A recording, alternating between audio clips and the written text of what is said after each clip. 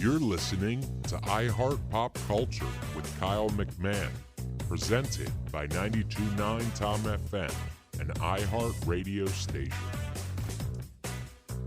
Welcome to our second episode of iHeart Pop Culture. I am Kyle McMahon. That was a very abrupt ending on on the music there. The fade. And I am here once again with our rotating panel of Benny. Benny Panella is back. Thank you for joining me again, Benny. Of course, buddy. I really appreciate it. I think we had a great time last episode.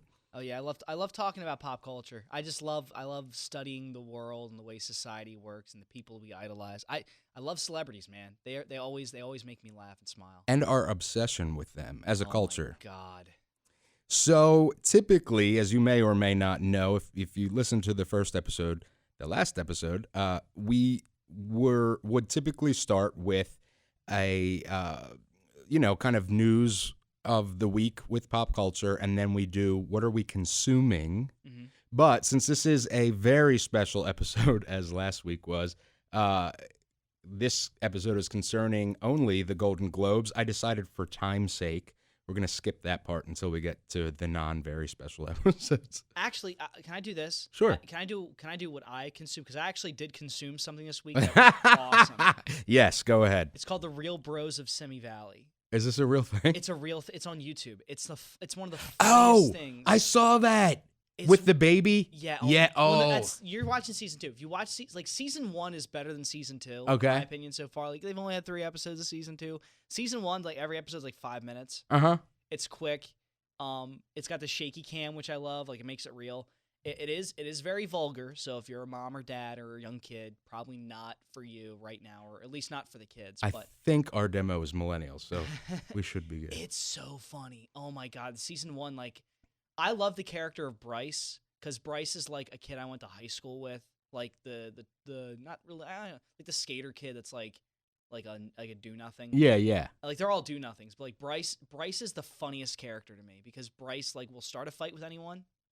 He has absolutely like, oh my God, he's like no morals, and he's like he lives in the past, and I love it. I laugh whenever Bryce does anything in the show. I laugh so hard because he's like the ultimate like he's an idiot, but I love it. All right, the only thing that I've ever seen from that is that clip. Yeah. Of, is that baby looking at me or whatever? So that's season 2.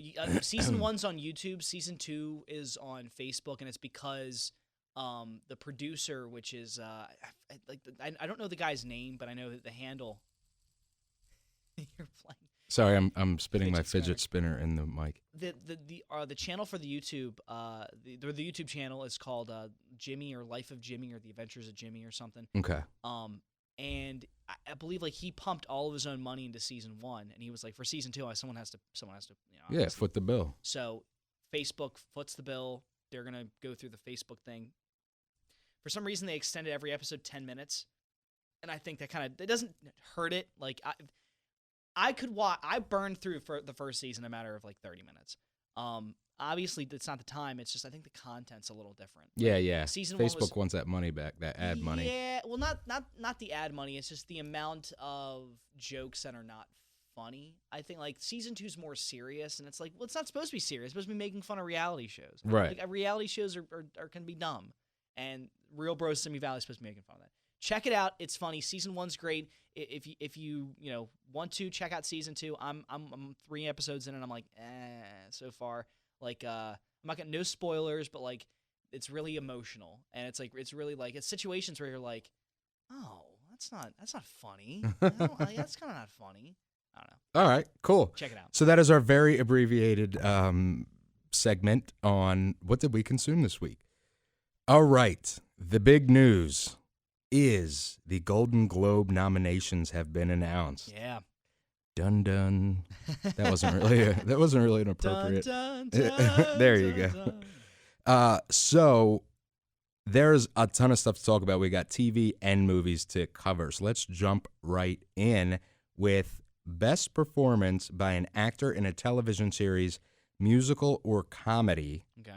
So the nominees are Jim Carrey for Kidding, Michael Douglas for The Kaminsky Method, Donald Glover for Atlanta, Bill Hader for Barry, and Sacha Baron Cohen for Who Is America. I do like how Sacha Baron Cohen has been in Who's in America. However, I don't like that show too much, and I don't think it's got enough traction. This is really like anyone could win this award. Yeah. Really, anyone could win this award. I feel like it's Donald Glover just because they want to give him a lot of stuff.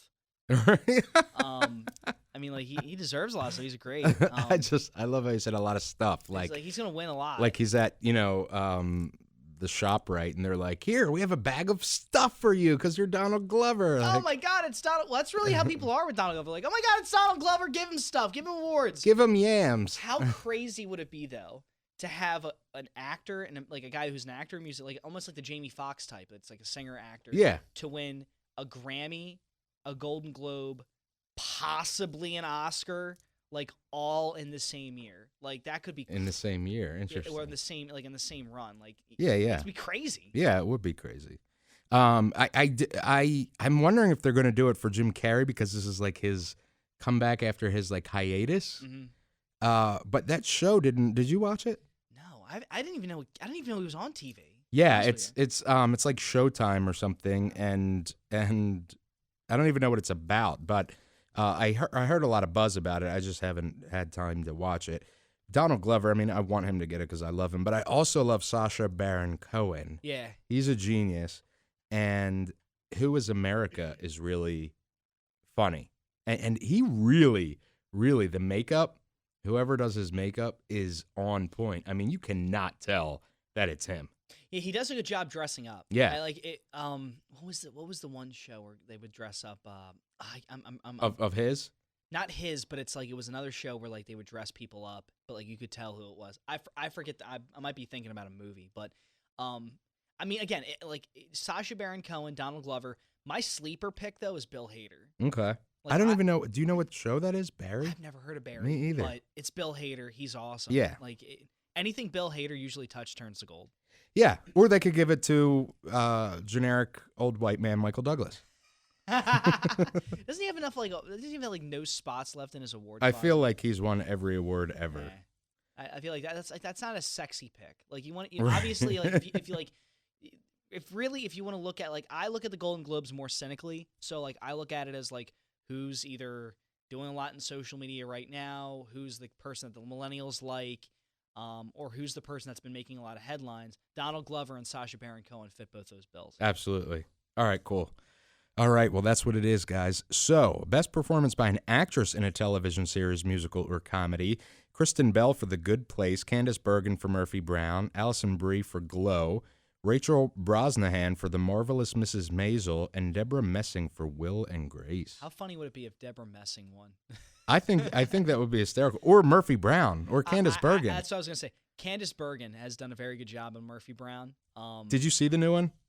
I've seen a couple episodes. Is it good? It's decent. I mean, it's okay. But so I remember the show when I was little, but it was like way.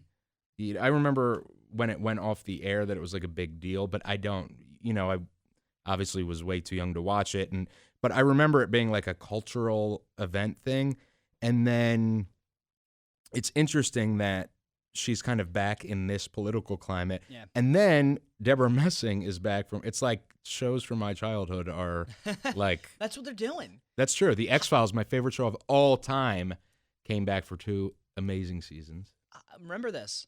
Everyone needs to understand this. Hollywood is running out of ideas. And they're just like, well, what used to be really good that we can bring back? Oh, the X-Files. And the Roseanne. And the Roseanne. Now it's something else. The Connors. The Connors, yeah, because of the whole other thing. Sleeper pick here, Glow is awesome. Alison Brie, because that's the wrestling show. Alison Brie. On Netflix, right?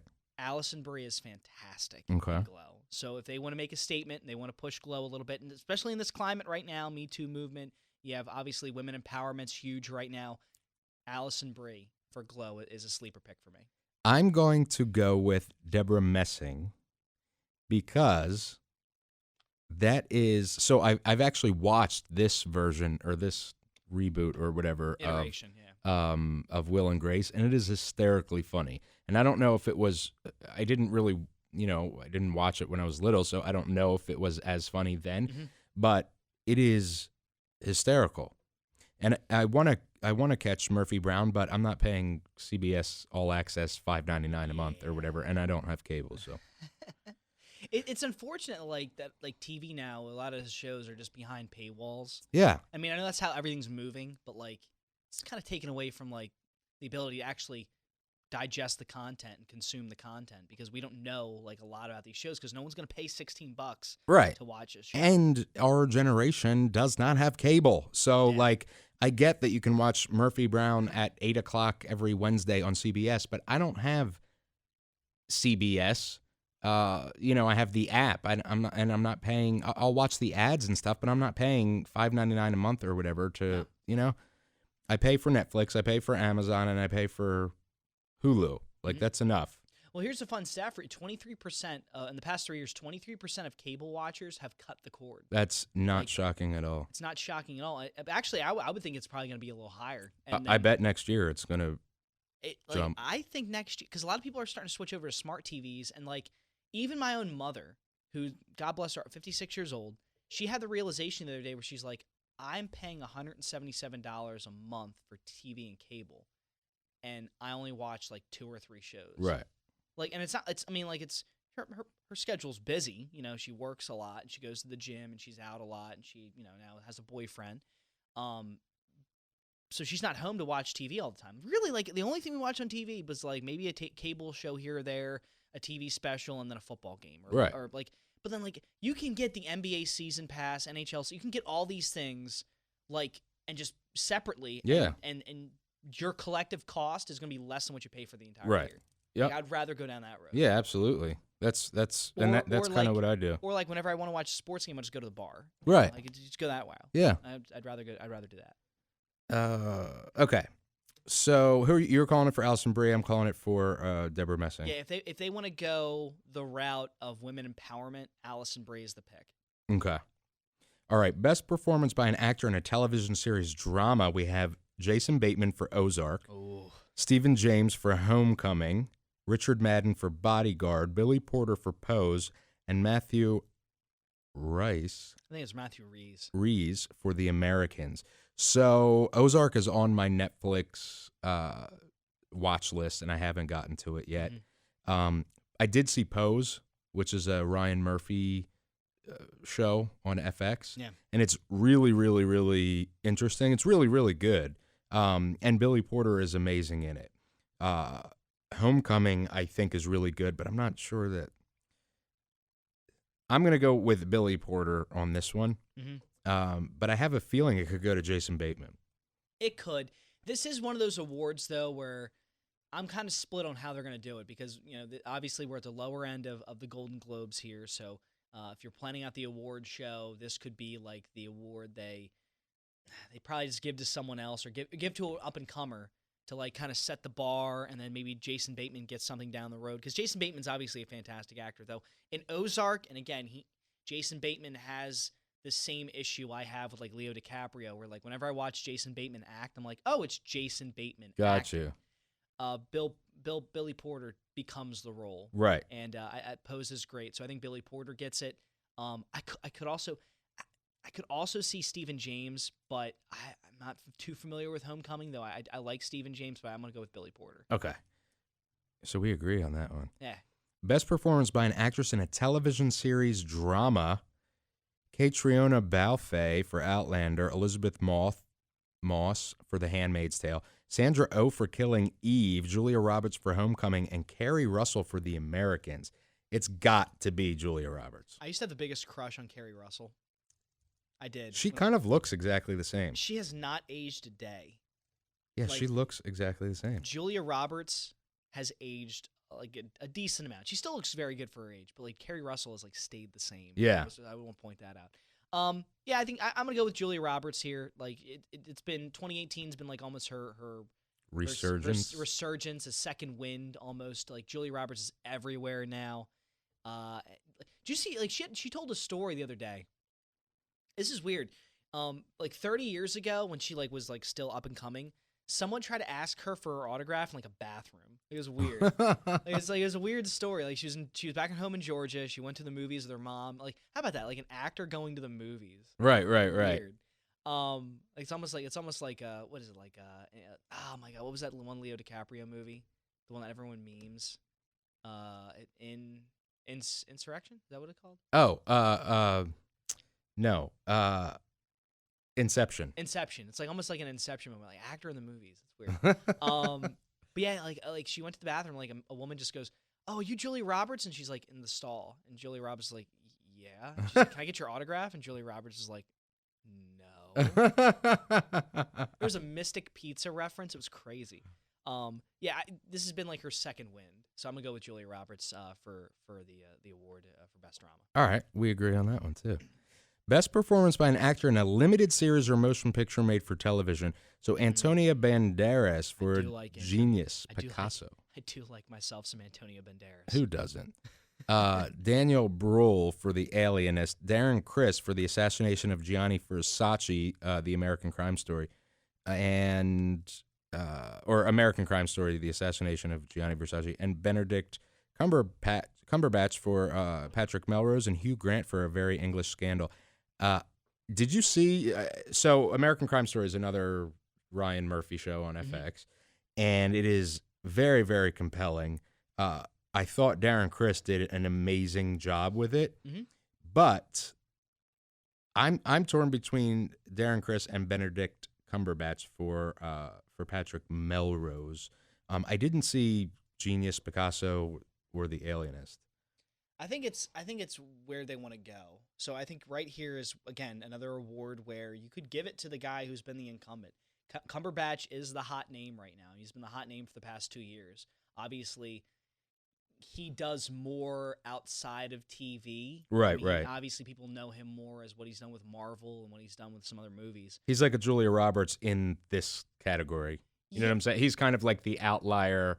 Yeah, where he wouldn't normally be doing television type stuff. Yeah, I mean it's kind of weird for television this year. It's got a lot of movie actors. Yeah, like a lot of movie actors are like, oh, I could make one paycheck for the entire year, or I can go and do a bunch of different TV things and make just as much money. So right. I think like this, it's a weird year, and it's going to be this way for a while because a lot of actors just like to keep acting. And it's with these limited series, they don't have to commit to 12 seasons or 5 seasons or like whatever. One show, right? And maybe, done. Maybe 3 or 4 shows and you're done. I wouldn't be surprised if Daniel Bruhl gets in. I've always liked him. I mean, I'm not too familiar with what he's done in The Alienist, but I like him. I'm gonna go with him as my dark horse pick.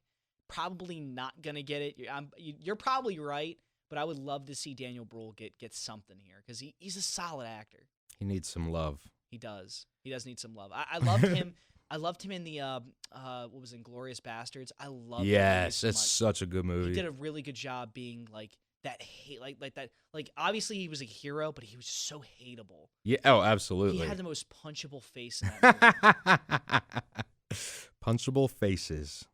He did, but he did a good job. Like, he did. He was supposed to be hateable, and he made me hate him. Absolutely. I'm gonna name a band that Punchable Faces. Punchable Faces. It's a great metal band. I actually said that if I was ever going to have like a rock band, it would be Cardboard Kyle and the Paper Bags.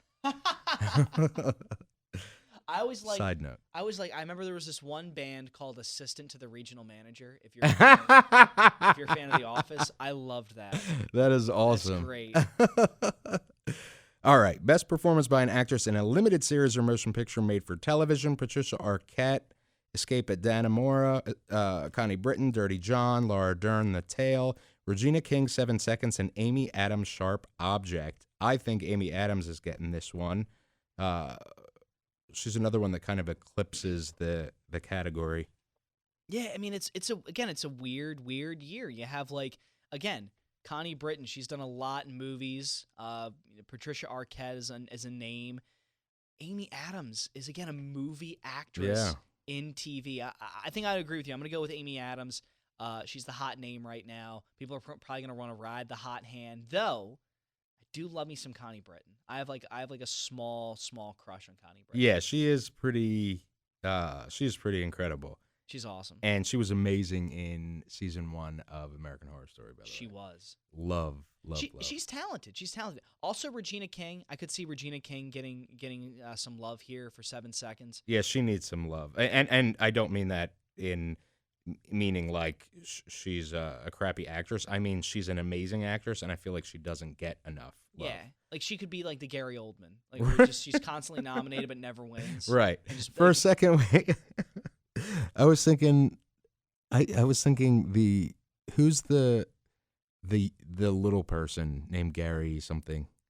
Oh my God, are you Gary Coleman? That's who I thought you were talking about. No. Regina King is. I would love to see Regina King starring as Gary Coleman. I would love that movie just to see her try to act as like.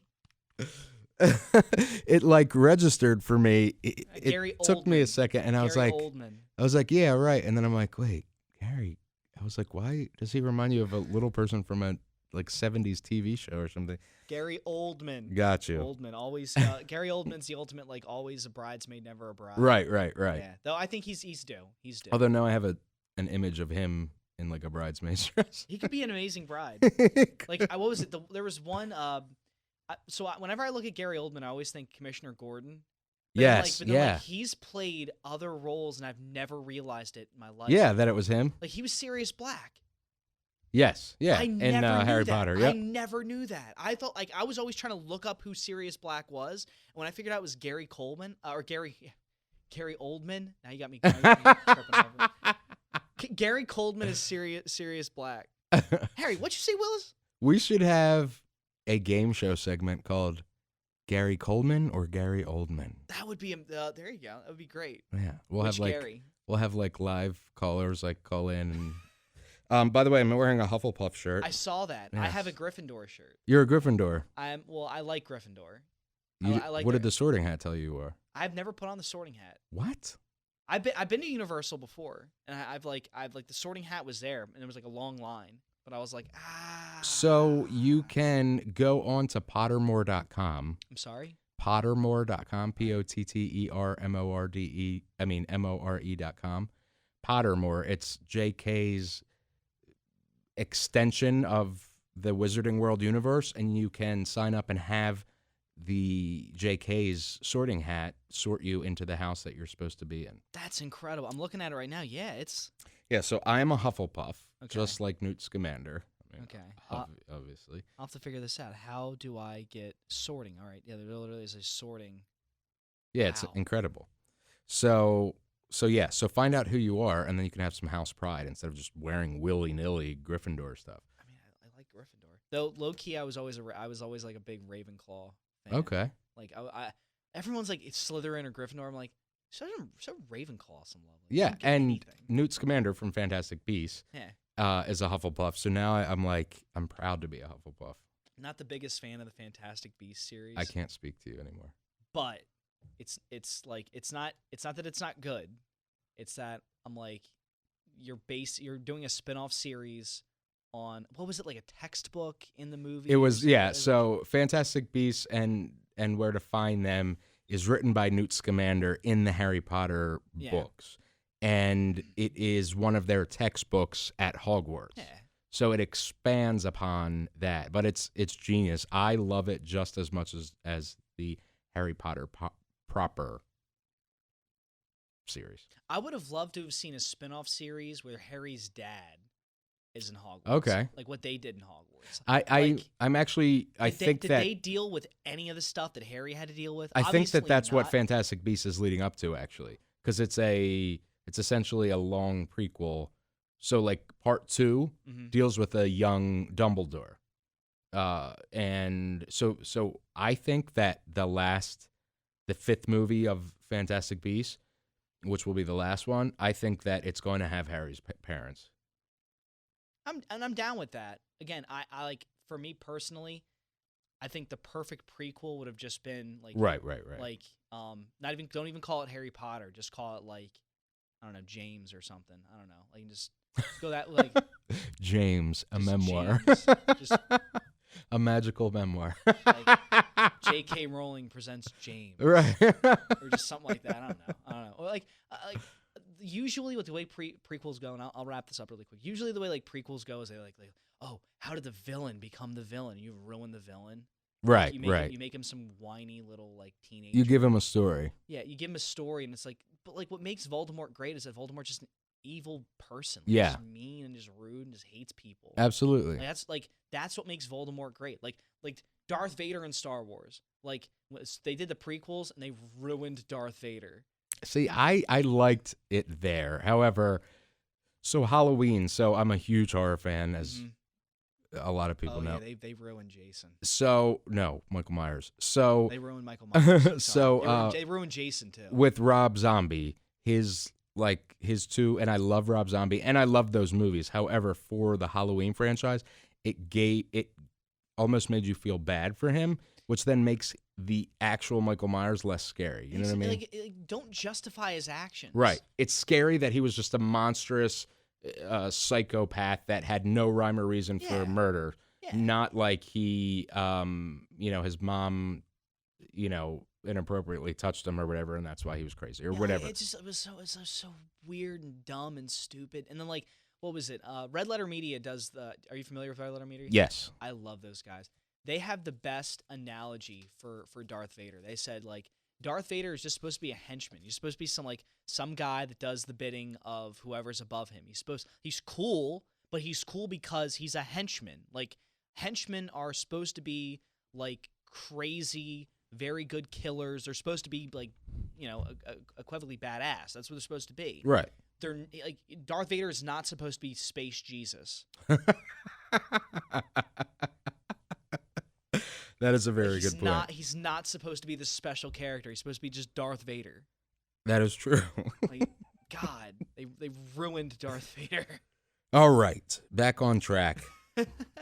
We're the most ADD people. We are. Best television limited series or motion picture made for television: The Alienist, the assassination of Gianni Versace, American Crime Story, Escape at Dannemora, Sharp Objects, and A Very English Scandal. So, A Very English Scandal is an Amazon Prime original. Assassination of Gianni Versace was FX. Lots of exclusive, stuff here. I have a feeling that it's going to be Sharp Objects, but I loved Assassination of Gianni Versace, even though I can't pronounce it. I think I'm going to go with Assassination of Gianni Versace. I mean, I think it fits the award probably the best. It's like a documentary, but it's great. It tells a great story. Right. Yeah, it is almost like not really a documentary, but like a revisit of a story that not a lot of people are right. familiar with. Like a dramatic, dramatic representation. Right. It does its job, and I think I like Sharp Objects. The name though is Assassination of Gianni Versace. Like people are going to be attracted to that name. Obviously, it's acted well and it's put together well, and I think more people have seen it, so I think it's more people are familiar with it. Yeah, so I think they'll give the edge to Assassination. Okay. Best television series, musical or comedy, we have Barry. No. The Good Place, which I think has actually been canceled now, if I'm not mistaken. Yeah, it's going to be weird. Yeah. Kidding with Jim Carrey. The Kaminsky Method, the Netflix one with Michael Douglas, and The Marvelous Mrs. Maisel, which I'm pretty sure is Amazon. I think that's Amazon, but I have absolutely no idea on this one. The Marvelous Mrs. Maisel is getting a ton of buzz. I'm all for Bill Hader. Mm-hmm. Not too familiar with Barry, but I know Bill Hader's just great. I was gonna say The Good Place because I've actually seen The Good Place and I thought it was okay. But if they canceled it, like it's gonna be weird. I'm almost absolutely sure they canceled it. It'd be really weird to give the award to a show that's no longer on the air. No longer on the air. Kidding, and they're probably gonna give it to Kidding just because it's Jim Carrey. That's what I'm thinking. Whatever. But I really wish if The Good Place wasn't canceled, it's a good place. I'm checking right now because I'm almost absolutely sure that it is canceled. Let's see. The Good Place. 3 seasons. The 13 episode. Okay, no. They actually just renewed it this month. Maybe they were waiting for that. But I looked that up too. There's a lot of articles that are like, is it canceled or is Right. it renewed? So if, Yeah. if it was on the chopping block, it'd be very awkward for That it to win an award after it was almost cut. That would, absolutely. Okay, so best television series drama. So we have Bodyguard, Homecoming, Killing Eve, Pose, and The Americans. So I really think that Homecoming has taken this one, like, Yeah. easily. But I love Pose. Pose is it's really unique. I've never seen anything like it before. But I think Homecoming's going for it. Yeah, I agree. Homecoming got Julia Roberts in there. Pose again. You make a good point about Pose. It's very unique. It's different. It almost might be too different. Absolutely. It almost might be too different to where like the voters and the people that are going to be making the decisions here are going to be like, Right. nah, we'll give it to Homecoming. Let's go. It's more traditional. Yep. Okay. It's that old Hollywood way. It is. So, best original song motion picture, All the Stars, Black Panther, which is Kendrick and SZA. Girl in the Movies, Dolly Parton from the movie Dumplin', which is an awesome movie on Netflix. Yeah. Requiem for a Private War, from A Private War. I have no idea who sings that, and it's not listed here. Revelation from Boy Erase, which is Troy something. And then Shallow from A Star is Born, Lady Gaga and Bradley Cooper. It's got to be Shallow. Yeah, I think it's Shallow too. Unfortunately, Dumplin', as good as it is, and I love me some Dolly Parton. Who doesn't? I think it's up against it's up against a buzzsaw right now. Shallow, from A Star is Born is just the hot song. It's getting literally radio plays. Yeah, right.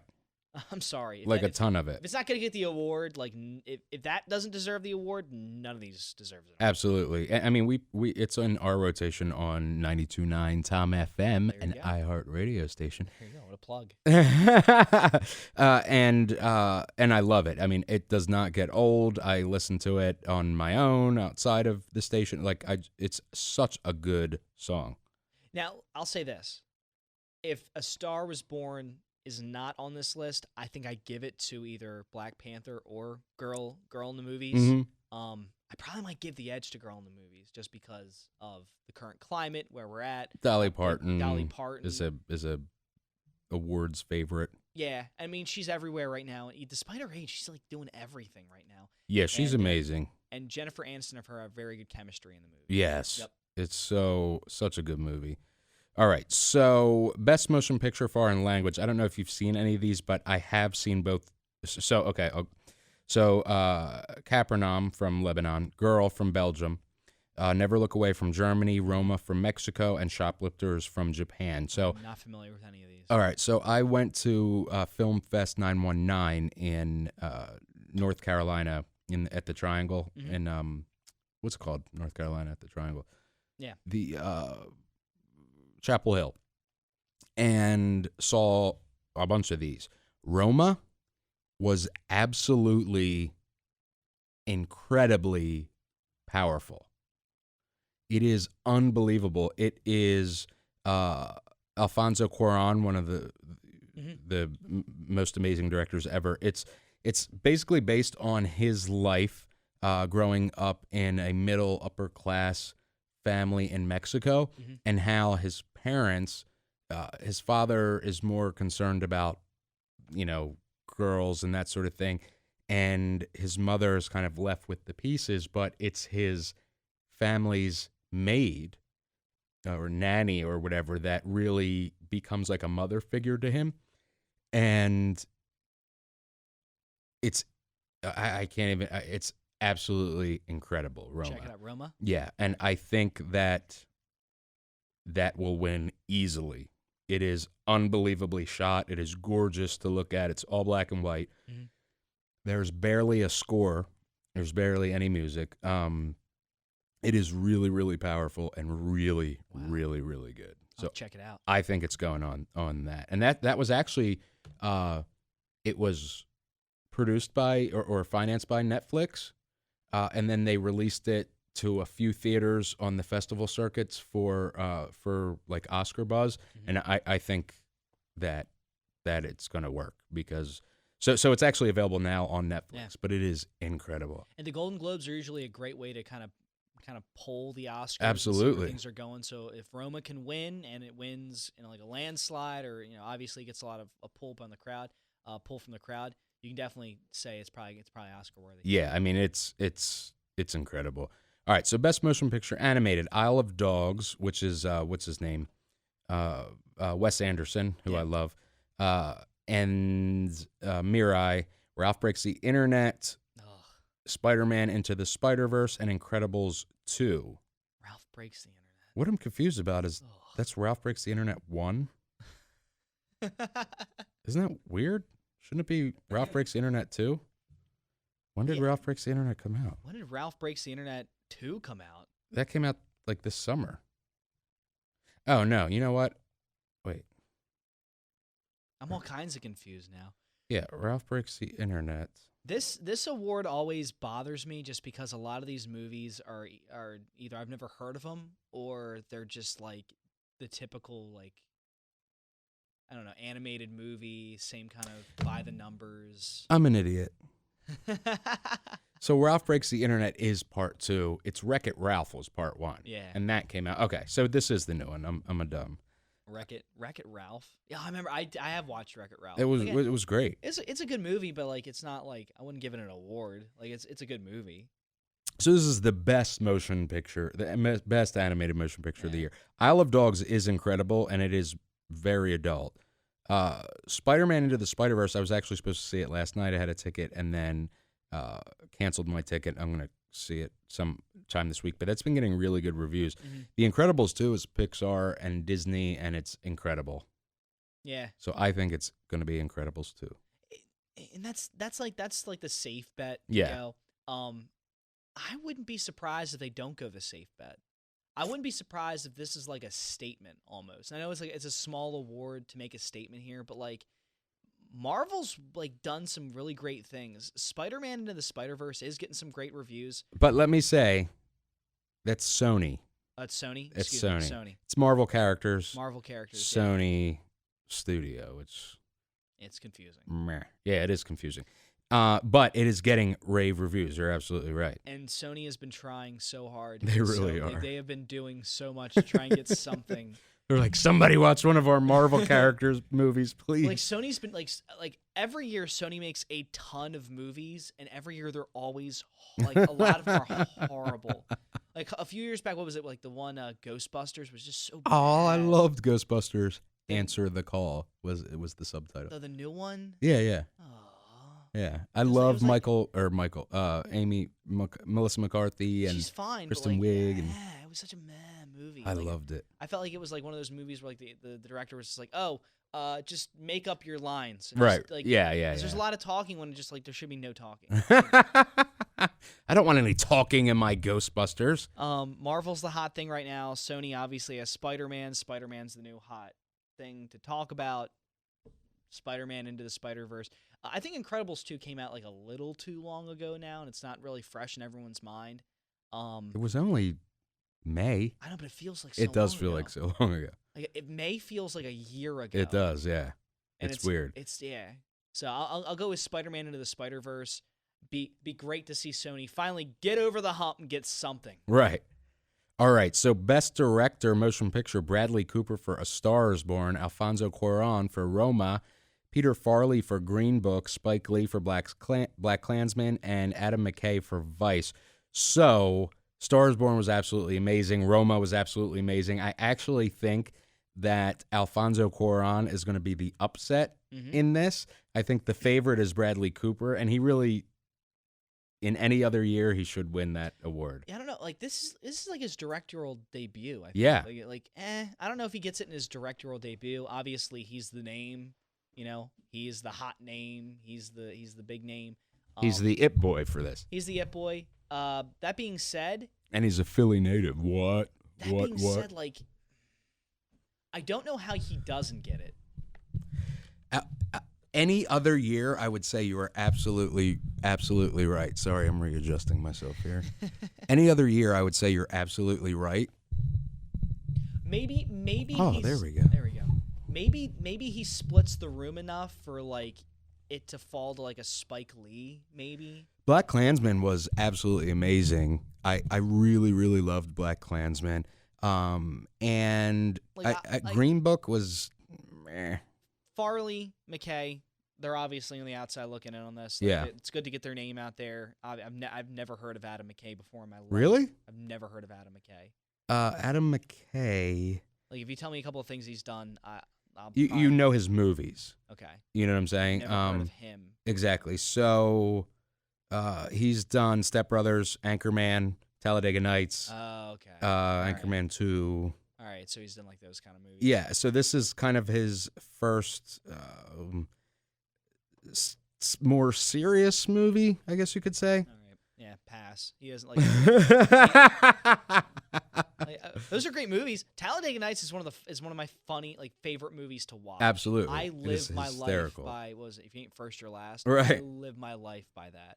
Plus, I live my life by. It actually got me a little bit into NASCAR. I was like, oh, if NASCAR is this crazy, and then I realized NASCAR is not that crazy. It's still fun, but it's the movie does a really good job presenting NASCAR as like this fun. Happy, Yeah.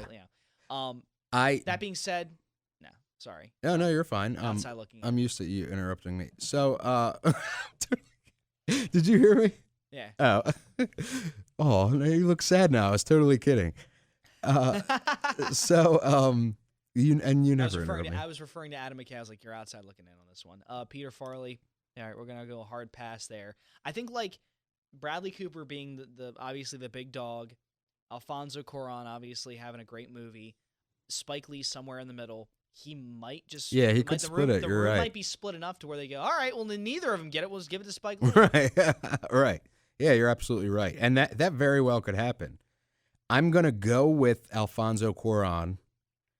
Bradley Cooper, like I said, in any other year would have won it for this, but maybe he's the upset. But then again, like you said, they could split the vote, and Spike Lee ends up the dark horse. The dark horse Spike Lee ends up the man. That's all I'm saying. Like it could happen because Hollywood thinks in two or three different in kind of polls. Obviously, there's the political image and kind of like the time of the moment. Then there's like the boys club, or like it's not really a boys club. It's more like there's a conglomerate, a strong conglomerate of Hollywood that has influence. It just kind of likes giving awards to people that have already won awards. Yeah. And obviously Bradley Cooper has won a couple awards, so he's the favorite. And there's like the hard artsy side, like the underground, the people that love the movies that are made to win, like movies that are made to win Oscars. Right. Basically, like these like pieces of art. They're great, but they're made to win Oscars. They're not like they're not popular. Yeah. So they might split the room enough to where someone just goes, all right, let's just go with what's the trend right now. Yeah, absolutely. You know? Yeah, I'm curious what's going to end up for that category. All right, best performance by an actor in a supporting role in any motion picture. Mahershala Ali for Green Book, Timothy Chalamet for Beautiful Boy, Adam Driver for Black Klansman, Richard E. Grant, Can You Ever Forgive Me, and Sam Rockwell for Vice. I think I'm really split on this between Timothy Chalamet for Beautiful Boy, Adam Driver, who I absolutely love. Oh, he's awesome. For Black Klansman, and Mahershala for Green Book. Mahershala is amazing. I just didn't. Green Book was not what I hoped it would be. Yeah. So I don't know, but he was amazing in it. I don't know. What do you think? Did you see any of these? I think Adam Driver gets it. Okay. Black Klansman's really good. Yeah. Obviously, if okay, so this is where another award could influence another award. If Spike Lee wins, if it's true, and Spike Lee they split the room on Cooper versus Cuarón, and then they have Spike Lee win. I think then it goes to Timothy Chalamet. If that doesn't happen, I think because Black Klansman has to win something, right? And I think this might be a award that like it's on lock. Yeah. If the other like the way they're voting, and they say, oh, we're just going to give Spike Lee this, then they'll be less inclined to give Adam Driver an award. Right. It's confusing to think, and a lot of people may say like, what the heck are you talking about? But, like, I know that's exactly the way what they you're talking think. about. That's the way they Yeah, think. absolutely. Yeah, we're giving that movie this award, so we're going to give this one to somebody else. Best performance by an actress in a supporting role in any motion picture: Claire Foy for First Man, Regina King for If Beale Street Could Talk, Emma Stone for The Favorite, Rachel Weisz for The Favorite, and Amy Adams for Vice. So here's my thing about this. First of all, First Man is a non-issue. Like that movie came and went in like a week. That's a non-starter. The Favorite. So I also saw that at Film Fest 919. It is absolutely incredibly hysterical and a really good movie. And it was really hard to do because it's a period piece. And I actually wasn't going to see it because I was like, I don't like period pieces for the most part, and unless they involve wizards or something. And although I guess that's not really a period piece because wizards weren't. When would wizards ever exist? Ever. It's like Star Wars is a period piece. When was there a Death Star? So when was there a Wookiee? Right. So The Favorite is my favorite to win. However, both of them are nominated, which I think could split the vote. Yeah. I've never seen that before. It's going to split the vote. You know what I mean? For one film. Right. It's going to split the in the same category. In the same category. It's going to split the vote. And that's where I think then you look at like, okay, well then what's the next tier after that, and who can possibly slip through? Amy Adams or Regina King. Yeah. Or maybe they just troll everyone and go with Claire Foy. Congratulations, Claire Foy. You're finally going to win an award. She probably isn't even going to be there. She probably is just going to like win it and be on the couch just like, what? Wait, I won an award. Like in between scoops of ice cream. Just be like, wait, what? In like sweatpants and a hoodie. Mom, remember that movie I did, First Man? Are you down? That's just a paycheck. Right. Like, what? Like, her mom's like, no, wait, you did a Mom, it came out in June. No, I'm sorry, honey, I didn't hear about it. I will say this, though. I think Emma Stone is long overdue for something. Yes. She is so good in this. It's incredible. However, she's also a name. Yeah. And they might just give it to Rachel Weisz because Emma Stone is the name. Yeah. Emma Stone deserves the award. She doesn't need the award. Right. This could set Rachel Weisz up and take her to the next level and make her more of a household name. Emma Stone can get a new job tomorrow. Like, if you could fire, and he's not talking about McDonald's. Yeah, you could get fired on a Friday and she'll be hired on Saturday. Yeah, absolutely. That's the way Emma Stone is. She's so awesome. Yeah. All right, best performance by an actor in a motion picture, musical, or comedy. We have an angry Christian Bale from this photo. He's always angry. He is always angry.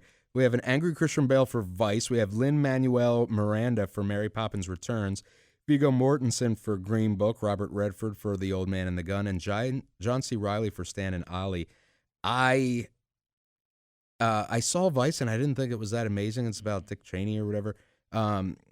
Green Book, same thing. I mean, it just didn't do it. Robert Redford, I feel like it's going to go to him because it's Robert Redford. Yeah, and they're like, they got to give him some love.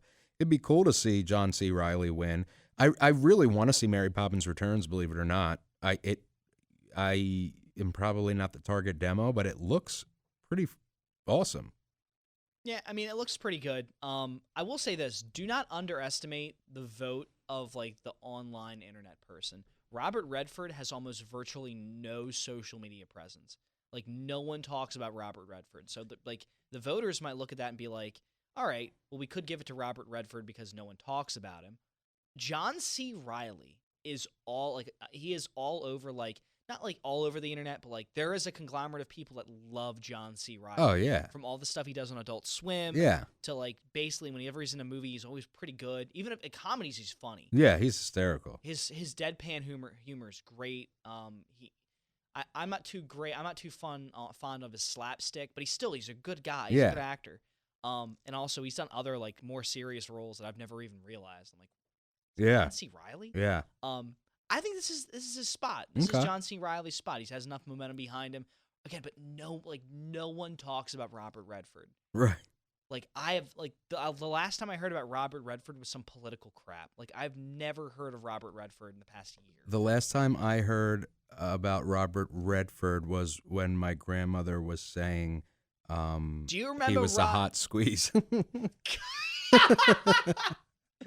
Do you remember that Robert Redford fella? He's such a handsome fella. Such a handsome man. Do you remember he did that black and white talkie? Like I feel like and like he got his cheek pinched. It's like, oh, Robert Redford, he's such a handsome man. I always dreamed he'd take me for a soda pop. Take a spin in his Thunderbird.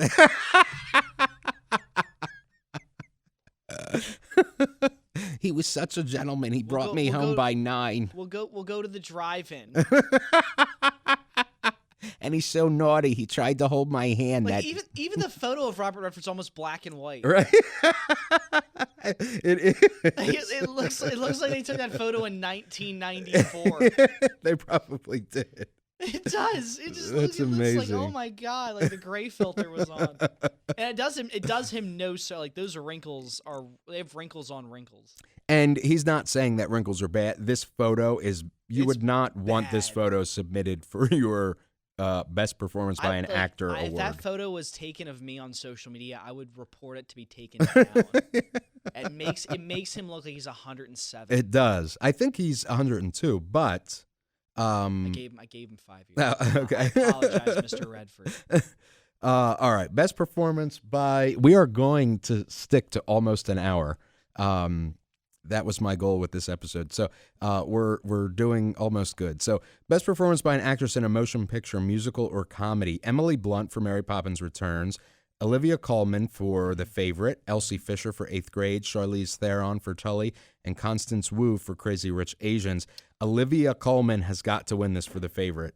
Although I could see it going for Emily Blunt for Mary Poppins. Yeah, if this was last year's, like if this, like let's say everything was just 2017, I would say Charlize Theron because like she was the hot name. Right. She cooled off quick. Like yeah, there wasn't really a bunch of buzz about this movie. No, there was, and like there's not a lot of buzz behind her at all. Like I Yeah. don't know what happened, but like she just took a step back. Right. Yeah, I'll go with Olivia Colman. She's funny. She's good. Yeah, and this looks like this photo was like taken like in her living room or something. These pictures are weird. It looks like a high school photo. Yeah, like a yearbook photo. It looks like a year. Like It they're does. like, where can we find a photo of Olivia Colman? Right. Like, Olivia Colman, and someone actually types HS at the end of it. or like her like office ID badge These photo. photos are terrible. Like the one of Emily Blunt makes her look so mean. It does. Like if Emily Blunt came walking towards me, I would like start like throwing fire. I'm like, get away! Like she looks rude. Yeah, you are not You're Mary mean. Poppins, Miss Oh Blunt. my God! Wait till you see the one of Willem Dafoe in the next one. Oh wow, I'm It's seeing bad. that now. It's bad. Which is a great segue. Or Remy Oh Thank my you. God, Remy Malek. He looks like he's gonna steal my soul. He looks and your wallet. He looks like a younger Willem Dafoe. So, best performance by an actor in a motion picture drama: Bradley Cooper, A Star Is Born; Willem Dafoe, At Eternity's Gate; Lucas Hedges, Boy Erased; Rami Malek, Bohemian Rhapsody; and John David Washington, BlacKkKlansman. Let me first of all say, so I saw Boy Erased, and I didn't really know what it was about until I went to the theater. I was the only person in the theater. I sobbed in the theater like a freak by myself in the theater. Nobody else in there, and I'm sobbing. I had no idea. I haven't heard about this movie. It's with Nicole Kidman plays the mom, and Gladiator plays the dad. What's his name? Yeah, I know. Russell Crowe. Russell Crowe. Plays the dad. So it's about like a pray the gay away type of thing. So it's his family is very religious. His dad's a pastor. They find out their son is gay, and they send him to a camp where they call them Pray the Gay Away, where I forget the actual name for it. It's like re something camp. Oh yeah, like not reassign. realignment or It's something like that. Yeah. I feel awful that I can't think of what it's called. reassignment. No.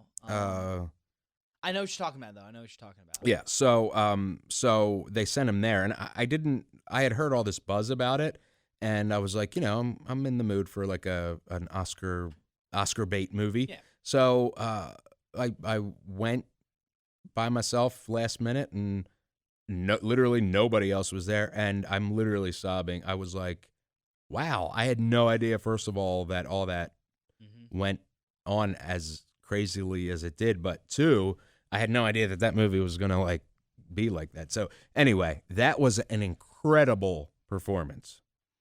However, Rami Malek was incredible in Bohemian Rhapsody. Oh my God. And Bradley Cooper was incredible in A Star Is Born. So I don't know.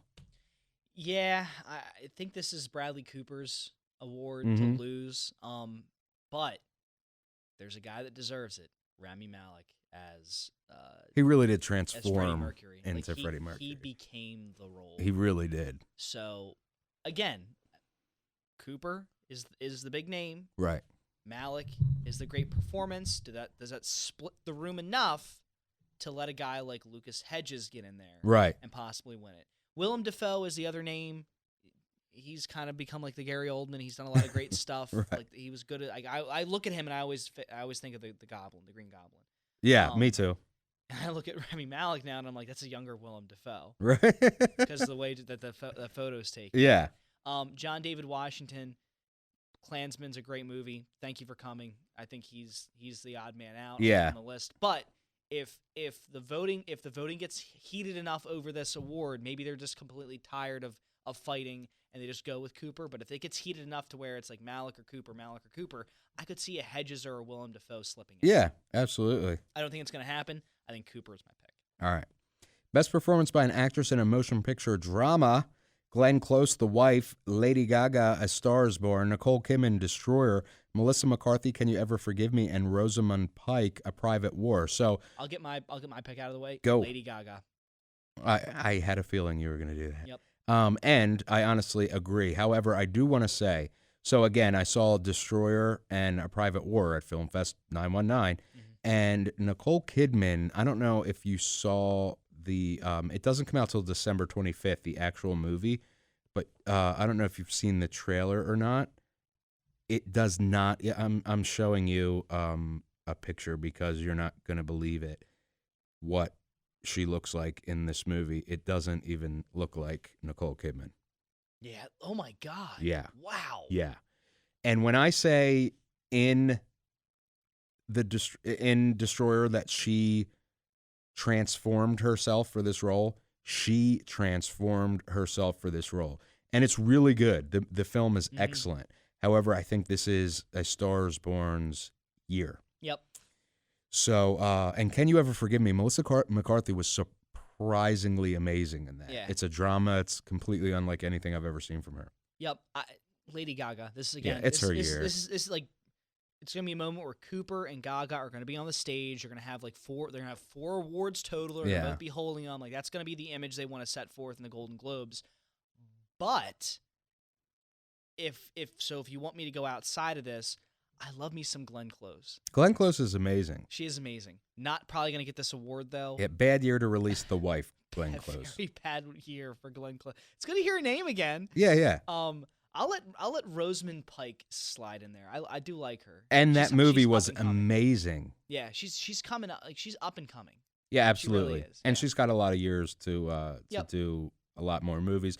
And I feel bad because Nicole Kidman was amazing in Destroyer, but it's Lady Gaga's year. We're not even talking about Melissa McCarthy. Like, and that movie was great. It's fine. And I was shockingly happy with her performance in the movie. I did not, and she doesn't even look like herself in the movie. I think that she's gonna suffer from what was it? Like the Steve Carell. Steve Carell had this issue. Like, he had to take like a year away from like doing anything comedic to reset. Yeah. People still look at Melissa McCarthy as like you're trained when they're someone, funny lady. Like, you're trained when like someone walks on screen to either laugh or take them seriously. Like when Leo DiCaprio walks on screen, I'm not gonna laugh. Right. When Will Ferrell walks on screen, I'm like, oh, what's he gonna say now? Exactly. You get excited and you're happy. I'm like, oh my God, it's Will Ferrell. What's he gonna do? Is he gonna laugh? He's gonna do something goofy? And like every time he delivers. Melissa McCarthy's that way. Whenever she walks on screen, I'm expecting her to tell a joke. Yeah. So it's gonna take people a while to adjust. Absolutely. To her doing more serious roles. Absolutely. All right, cool. Best motion. We only have 2 categories left. There we go. Listeners. Best motion picture. And we're at like 58 minutes. That's great. Best motion picture, musical or comedy. Crazy Rich Asians, The Favorite, Green Book, Mary Poppins Returns, and Vice. The Favorite needs to win this. This is such an amazing movie. And Golden Globes, I will be extremely angry at you Golden Globe voters if you did not vote for The Favorite for best motion picture, musical, or comedy. It is by far the best movie out of those films. I have been hearing some murmurs on Crazy Rich Asians. Don't think it's enough to get it to tip over The Favorite. The Favorite clearly is The Favorite, right? Like, again, it's all a matter of the pattern as to where the awards are going. If The Favorite starts to collect some, it usually can tell the momentum is going to cap off in The Favorite getting its big Golden Globes moment, which usually means it's going to do well in the Oscars. Right. Okay, best motion picture drama, Black Klansman, Bohemian Rhapsody, If Beale Street Could Talk, A Star Is Born, and Black Panther. Once again, first of all, Black Panther is absolutely incredible. Black Klansman is absolutely incredible. Bohemian Rhapsody, Bohemian Rhapsody. That should be like a... You mentioned like a movie about apps. Yeah, that's exactly... Like a city about apps. Like this person just walks down the street like, oh, it's an app. Right. This city's built from an app. Bohemian Rhapsody is absolutely incredible. If Beale Street Could Talk, I have not seen yet. Never heard of that. It looks like a kind of musical-ish type of movie, but it's by the guy who did Moonlight, Barry Jenkins, and he's an amazing filmmaker. Yeah. So I don't know, but A Star Is Born, I think once again it's year. Yep. Yeah, again, I'm telling you, the image that's going to be at the end of the Golden Globes is Bradley Cooper and Lady Gaga holding 4 Golden Globes awards. She gets one for the film, the soundtrack, and then Bradley Cooper gets one. Now it's a matter of which one does Bradley Cooper get. Right. You know, obviously, I think it's going to be the actor one and not the director one. You can't really give him a one for his directorial debut. I think that's kind of cheap right there. It's like, you know, I mean, it can happen. Yeah, it's like a rookie winning the Super Bowl. Like it can happen, but I think they're going to wait a little while until he gets that and he makes another great movie. But I do think like the image is going to be Star Is Born having 4 awards. Now, if there's a sleeper here, and let's say something crazy happens. Okay. Let's get crazy.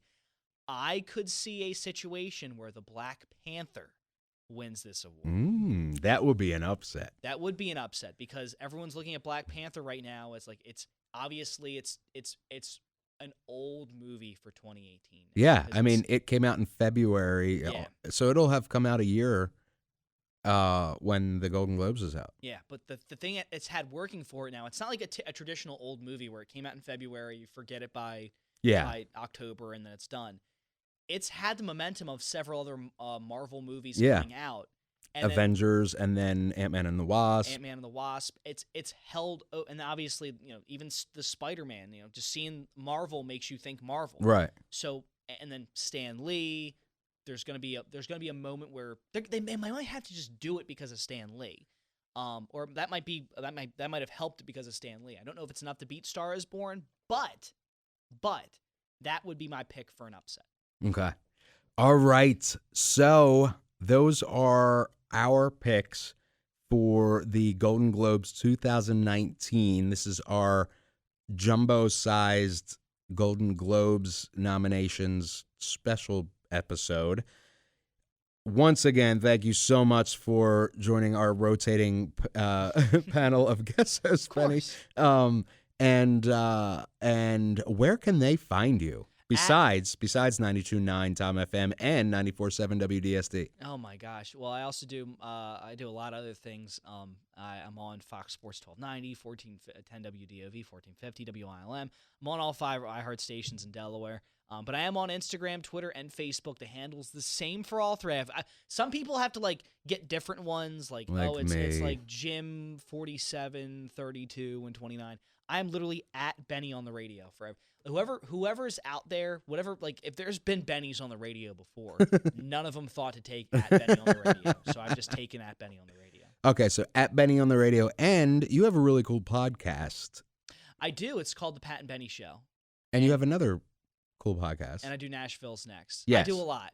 Yes, you do. I'm also So involved in University of Delaware sports. So So what's the Pat and Benny show about? it's Philadelphia sports. If you're a sports fan, that's what it's all about.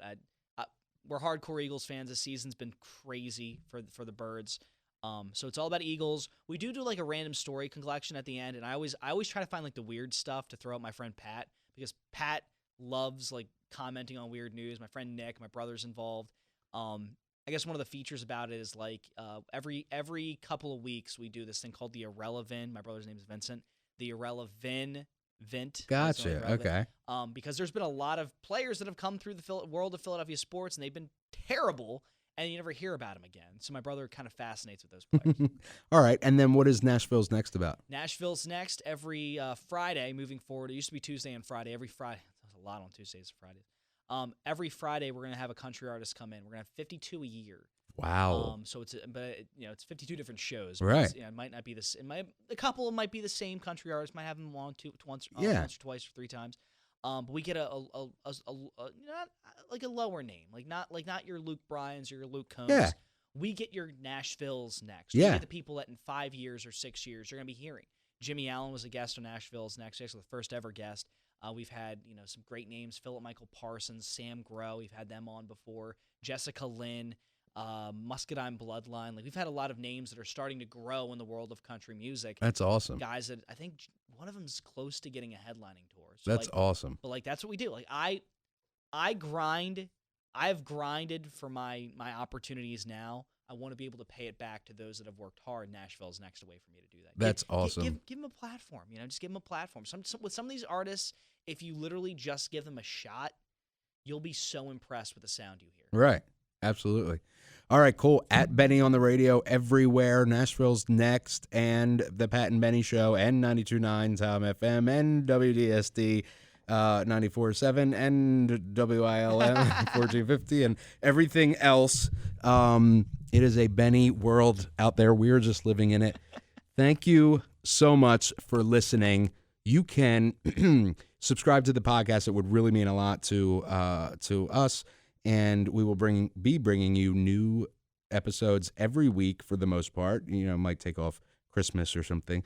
But tune in, say hi. I'm at KMac Music on Twitter and Instagram, and I'm at Kyle McMahon on Facebook. So we love your feedback. Let us know what you think about our Golden Globe nominations. We'll see you next week.